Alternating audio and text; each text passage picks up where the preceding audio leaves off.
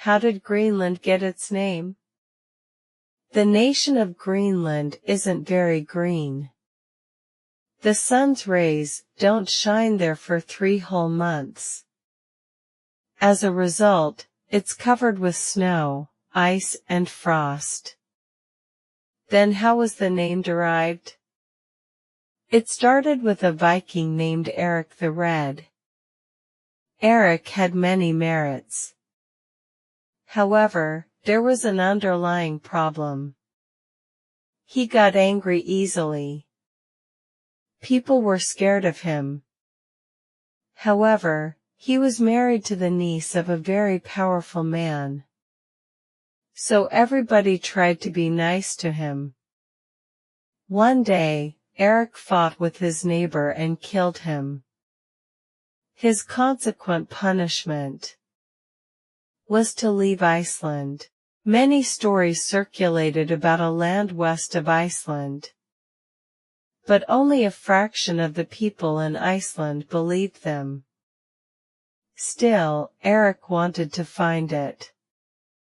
Eric sailed toward the land via the Atlantic Ocean. His marine knowledge was good, but the trip was hard. Some of his men drowned.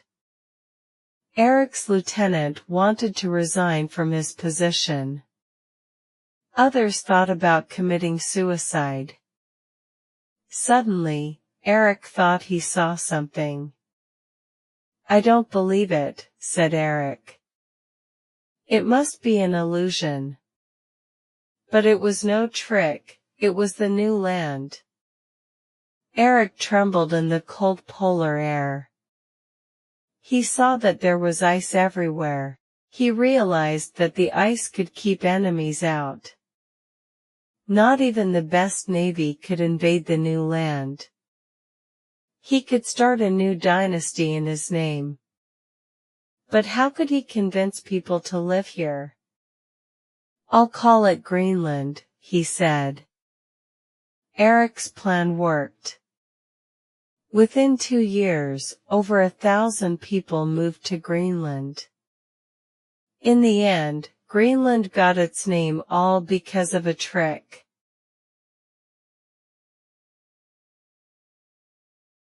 The Shepherd and the Wild Sheep. Once there was a shepherd. Every night he counted and gathered his sheep. He was sure never to overlook any of them. One night, he saw some wild sheep had joined his herd. He hoped to acquire the newcomers. It snowed that night. In the morning, the shepherd couldn't take his sheep out of his lodge. Instead, he had to feed them inside. He gave a small amount of wheat to his own sheep.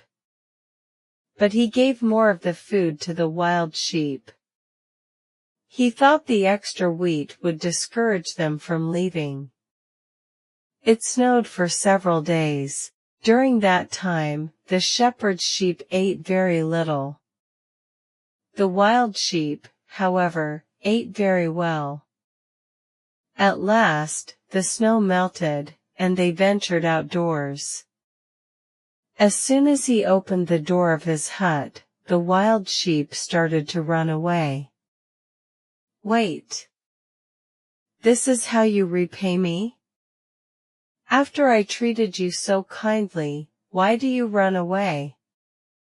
the shepherd asked. His voice was full of hatred.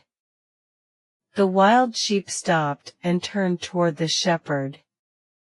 "We're leaving because you fed us better than your own sheep," one of the wild sheep replied. "You tried to deceive us with your ridiculous plan. Yesterday you treated us kindly, but tomorrow you might be different. If more wild sheep joined your herd, you would treat us as inferior sheep." As the wild sheep ran away, the shepherd understood his offense. He knew this awkward situation was his own fault. He had not been a satisfactory caretaker. He was a fake friend to the wild sheep. Because of this, he had neglected his own herd.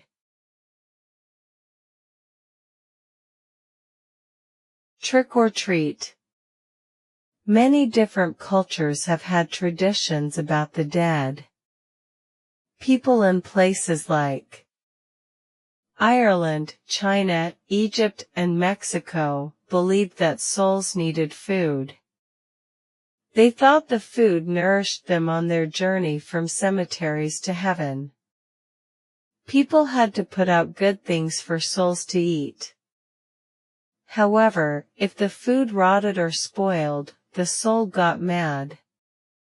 The wicked soul might curse the family and make them starve during the winter. In other places, people begged for food on a holiday that remembers the souls of dead saints. People wore disguises with hoods that covered their faces. If they did not get food, they played a trick on the home. For this reason, the activity is known as trick-or-treating. Shortly after people first began trick-or-treating, parents started sending their children to beg on that day. Housewives gave the children food if they performed a song or a dance. When people moved to America from all over the world, they brought this tradition with them. Inhabitants of villages started trick-or-treating in the early 1900s. In 1939, a children's publication acquainted the whole country with the tradition. It became very popular. Today, trick-or-treaters are not begging for food, and they are not scared of souls. They just enjoy the thrill of dressing up like creatures and getting candy. Ghosts and skeletons are favorite costumes. But some children wear fancy disguises, like pirates. They carry flashlights instead of fires. In some places, children still perform songs or riddles to get candy. But most of the time, they just say trick or treat.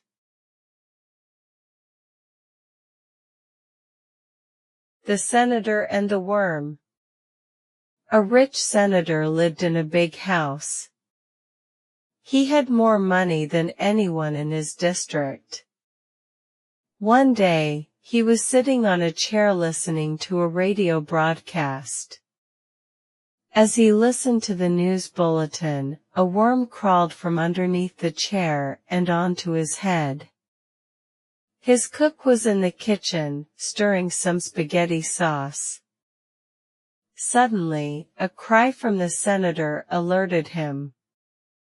He ran to the rear of the house where the senator was sitting. The cook looked and saw the worm. He tried to console the senator. "I'll take it off right away," he said. "No," shouted the senator. "I want you to kill it." "But it's only a worm," the cook said. "Why should we execute it? It hasn't committed a crime." The senator could not endure the worm on his head. "Hurry," he shouted. The cook looked through several drawers, but found nothing. Then he ran to the closet and took out a pipe. He returned to the senator and lifted the pipe over his head. He knew he couldn't just tap the worm. He was going to hit it hard. He grasped the pipe tightly. "What are you waiting for?" said the senator. "Kill it." The cook swung the pipe at the senator's head. "Oh, no," the worm said. "He's going to chop me in half." It jumped off the senator's head. There was a tremendous noise. "Ow wow," cried the senator. A bump rose upon his skull. Meanwhile, the worm crawled outside. That was close, said the worm. Instead of being nice, he wanted to hurt me. Now, that man has a big bump on his head.